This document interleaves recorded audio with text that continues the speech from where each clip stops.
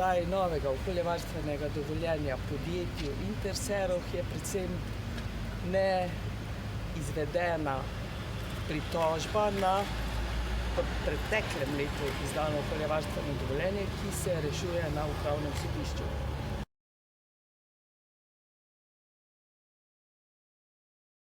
Na upravno sodišče smo posredovali vlogo za hitro reševanje te pritožbe. Danes smo se tudi dogovorili, da bodo Ceroti verjetno nas podprli v tem prizadevanju in po izdanem tej odločitvi upravnega sodišča, kakršnakoli že bo možno izdati novo okoljevarstveno dovoljenje. In na podlagi tega novega izdanega okoljevarstvenega dovoljenja seveda potem inšpekcije lahko tudi postopajo.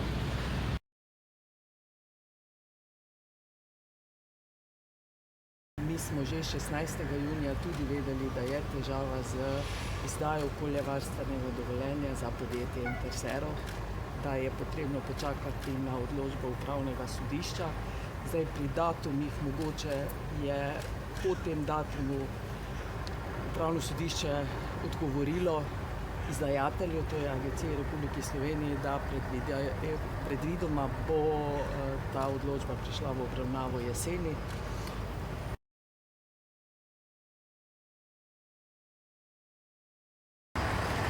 Odvisno od hitrosti izdane odločbe upravnega sodišča. Kot sem že povedala, je nova odločba za okoljevarstveno dovoljenje na čakanju. Po tej izdani odločbi gredo takoj na teren inšpekcijske službe, tako kot so že sedaj odšle v tem mesecu za vseh ostalih 5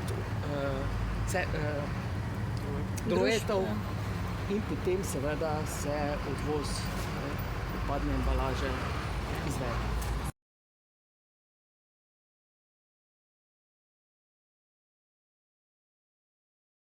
Večinoma, rečemo več kot 90%.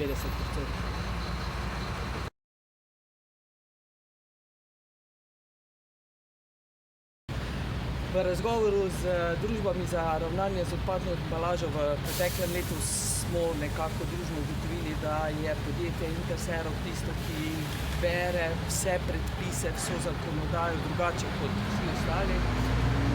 V pritožbah, ki jih je podjetje izvajalo do Ministrstva za okolje in prostor, v tem niso uspeli.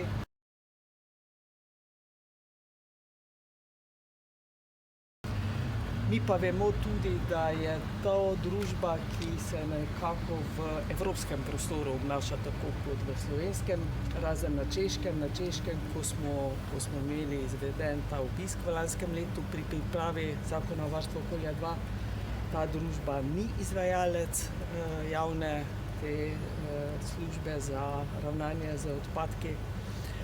To ne pomeni, da tam ni nobenih težav, vendar prav za to družbo jih pa ni.